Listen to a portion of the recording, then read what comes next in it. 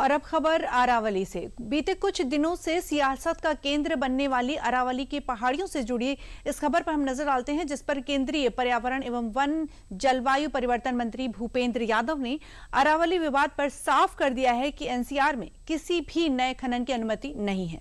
Social media और सियासी दावों में फैली अफवाहों को खारिज करते हुए उन्होंने स्थिति को स्पष्ट किया है। एक रिपोर्ट।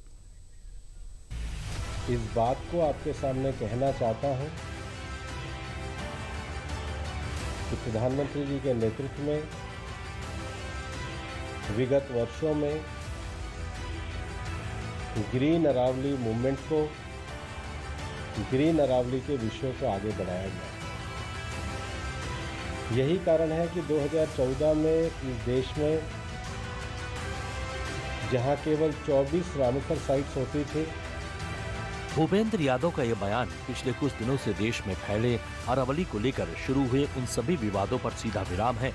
इस बयान में वो सच्चाई है जिससे देश की जनता अनजान थी।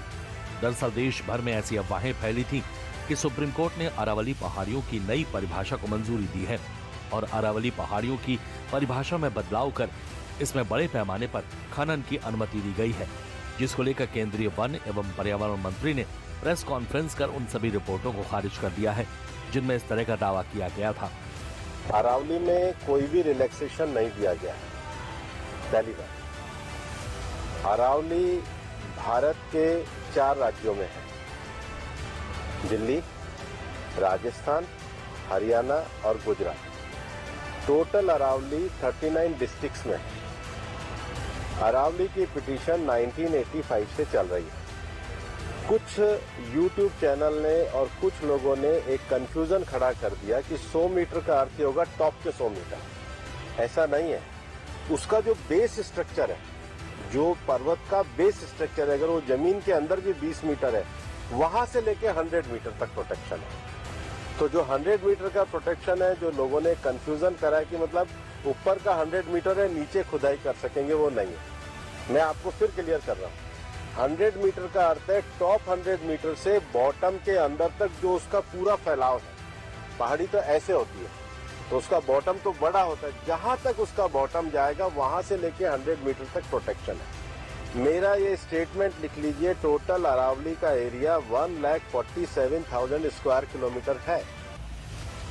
इसके बाद केवल अभी की जो मेरे पास 39 डिस्ट्रिक्ट है, केवल 217 किलोमीटर मतलब 2% में ही माइनिंग हो सकती है, और वो भी हर तरीके से नहीं हो सकती। उसके लिए भी सुप्रीम कोर्ट ने डायरेक्शन दिया है कि आपने जैसे सारंडा और झारखंड में एक पूरा पहले माइनिंग प्लान बनाया है, वो प्लान तैयार करिए। वो प्लान तैयार करने के बाद भी ICFR जो इंस्टीट्यूशन है उसकी परमिशन होगी, उसके बाद ही परमिशन मिलेगी। दिल्ली में कोई भी माइनिंग अलाउ ही नहीं है, ना होगी। अपने दिए गए बयान में केंद्रीय पर्यावरण मंत्री ने यह साफ किया है कि 100 मीटर की सुरक्षा सीमा पहाड़ी के बॉटम यानी जिस स्थान तक पहाड़ी का आधार फैला होता है वहां से मानी जाती है। यानी पहाड़ी के नीचे से 100 मीटर ऊपर तक का पूरा इलाका संरक्षित होगा। इसके बावजूद कांग्रेस और NSUI के कार्यकर्ताओं ने सोमवार को विरोध प्रदर्शन किया और सड़कों पर मार्च निकाला।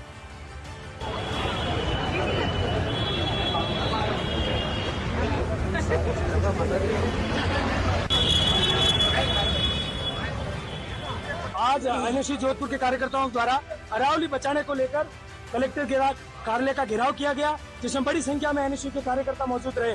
जिस प्रकार से मोदी सरकार ने जो रिकमेंडेशन दी सुप्रीम कोर्ट में, सुप्रीम कोर्ट ने जो फैसला लिया कि 100 मीटर से जो भी कम रेंज की पहाड़ियां हैं उसको अरावली में नहीं माना जाएगा। अरावली हमारे राजस्थान का और देश का भविष्य है। तो जोधपुर की धरती, यहाँ के लोग माता देवी विष्णु ने अपने एक पेड़ को बचाने के लिए अपने हजारों लोगों को इस संगठन में साथ में लेकर उन्होंने अपने सर का धड़ से अलग करने का काम किया था। उन्हीं के उपलक्ष्य में आज हम जोधपुर के वो वीर धरती के वो वीर पुरुष है जो इस अरावली बचाओ देश बचाओ के आंदोलन को मजबूत कर रहे हैं। दरअसल भारत की धरती पर फैली अरावली पर्वत श्रृंखला न केवल एक भौगोलिक चमत्कार है, बल्कि ये दुनिया की सबसे पुरानी पर्वत श्रृंखलाओं में से एक है। राजस्थान, हरियाणा, गुजरात और दिल्ली तक फैली ये श्रृंखला करीब 692 किलोमीटर लंबी है, जबकि राजस्थान में ही इसका हिस्सा 550 किलोमीटर तक आ जाता है। भारत की अरावली का इतिहास पुराना रहा है। अरावली न केवल भूवैज्ञानिक इतिहास की किताब है, बल्कि ये खनिजों से समृद्ध है, जिसमें कई नदियों का स्रोत भी है। अब एक नजर अरावली के इतिहास पर डालते हैं। अरावली पर्वत श्रृंखला का निर्माण एक लंबी भूवैज्ञानिक प्रक्रिया का परिणाम है। अरावली का नाम संस्कृत शब्द अरावली से आया है। इसका अर्थ है पत्थरों की पंक्ति। ये प्रोटेरोजोइक युग यानी आज से लगभग 2.5 अरब से 550 मिलियन वर्ष पहले बनी है।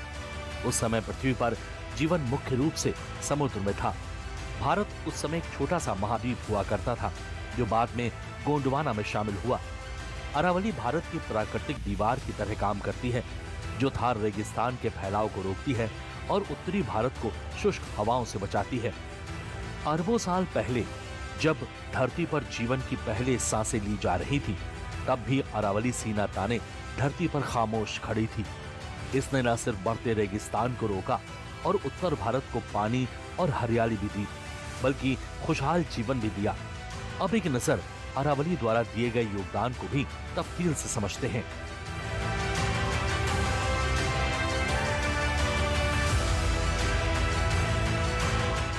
ये भारत की प्राकृतिक हरी दीवार है, जो थार रेगिस्तान को पूर्व की ओर फैलने से रोकती है।